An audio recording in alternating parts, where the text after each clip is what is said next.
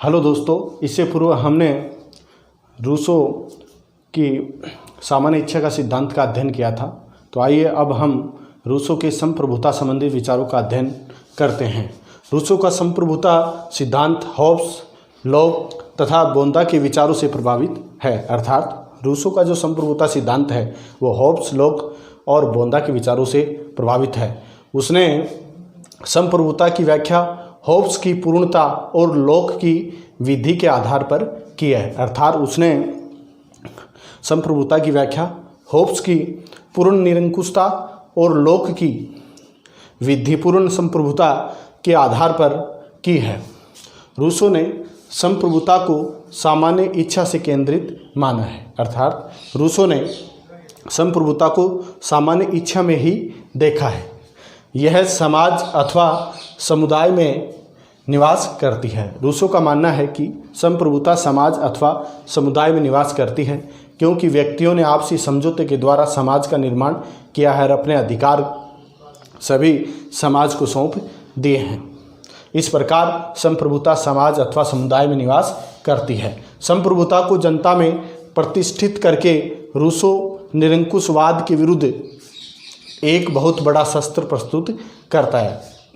अतः संप्रभुता को जनता में प्रतिष्ठित करके रूसो निरंकुशवाद के विरुद्ध एक बहुत बड़ा शस्त्र प्रस्तुत करता है। अर्थात रूसो संप्रभुता को जनता में प्रतिष्ठित कर देता है और निरंकुशवाद के विरुद्ध एक शस्त्र का प्रयोग करता है, शस्त्र के रूप में प्रयोग करता है। उसके अनुसार प्रत्येक व्यक्ति प्रभु शक्ति का हिस्सेदार होता है।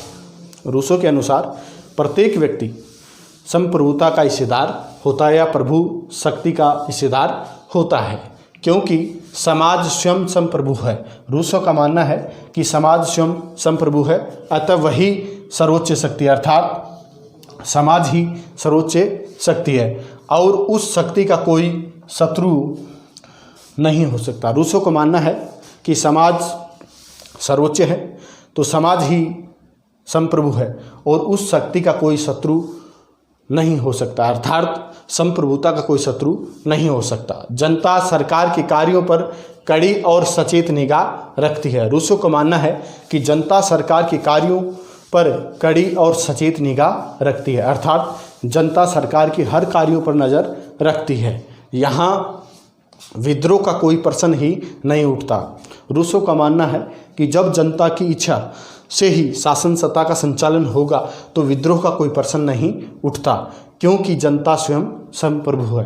अर्थात रूसो को मानना है कि जनता जब स्वयं संप्रभु होती है तो ऐसी स्थिति में विद्रोह का कोई सवाल नहीं उठता। रूसो ने संप्रभुता को सामान्य इच्छा में निहित करके एक असीम, अविभाज्य और अद्वैय सार्वभौमिकता का समर्थन किया है। अर्थात रूसो ने संप्रभुता को सामान्य इच्छा में निहित कर दिया है तथा एक असीम, अविभाज्य जिसका विभाजन नहीं किया जा सकता और अद्वैय अर्थात जिसको किसी दूसरे को दिया नहीं जा सकता, सार्वभौमिकता जो हर कहीं उपलब्ध है या सब में उपलब्ध है का समर्थन किया है। अर्थात सार्वभौमिकता का समर्थन किया है। हॉब्स की भांति निरंकुशता के स्तर में उसने कहा है हॉब्स की भांति निरंकुशता के स्तर में उसने कहा है कि जिस प्रकार प्रकृति मनुष्य को अपने अंगों पर निरंकुश सत्ता देती है, अर्थात एक व्यक्ति का जो शरीर है उस शरीर के जितने भी अंग हैं उन पर व्यक्ति को निरंकुश शक्ति प्राप्त होती है, उसी प्रकार सामाजिक समझौता भी राज्य को अपने अंगों पर संपूर्ण निरंकुश सत्ता प्रदान करता है। उसी प्रकार जिस प्रकार अपने शरीर के अंगों पर व्यक्ति का पूर्ण नियंत्रण होता है, पूर्ण निरंकुशता प्राप्त होती है, उसी प्रकार सामाजिक समझौता भी राज्य को अपने अंगों पर संपूर्ण निरंकुश सत्ता प्रदान करता है। अर्थात जनता पर पूर्ण निरंकुश सत्ता प्रदान करता है। किंतु हॉब्स की निरंकुशता और रूसो की निरंकुशता में एक बहुत बड़ा अंतर है। रूसो का मानना है कि हॉब्स की निरंकुशता और रूसो की निरंकुशता में एक बहुत बड़ा अंतर है। जहां हॉब्स की निरंकुशता शासक से संबंध है, अर्थात हॉब्स शासक को निरंकुश बनाता है जबकि रूसो जनता को निरंकुश बनाता है। अर्थात हॉब्स की निरंकुशता शासक से संबंधित है और वहाँ रूसों की जनता से संबंधित है। रूसों ने हॉब्स की निरंकुश प्रभुता और लोक की सार्वजनिक इच्छा को एक साथ मिलाकर लोकप्रिय प्रभुता को जन्म दिया है। अर्थात रूसों ने हॉब्स की निरंकुश प्रभुता और लोक की सार्वजनिक इच्छा को एक साथ मिलाकर लोकप्रिय प्रभुता को जन्म दिया है। इस प्रकार रूसों ने लोकप्रिय प्रभुसत्ता की धारणा प्रदान की है।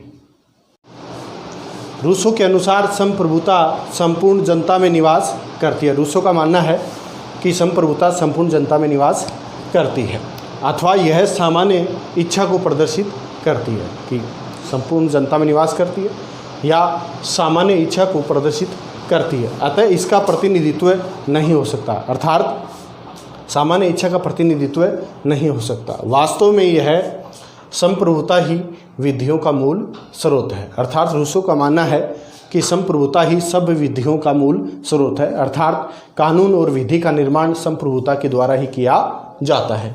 रूसों का संप्रभुता सिद्धांत भी विरोधाभासों से पूर्ण है। अर्थात कुछ विचारकों का मानना है कि रूसों का संप्रभुता सिद्धांत भी विरोधाभासों से पूर्ण है।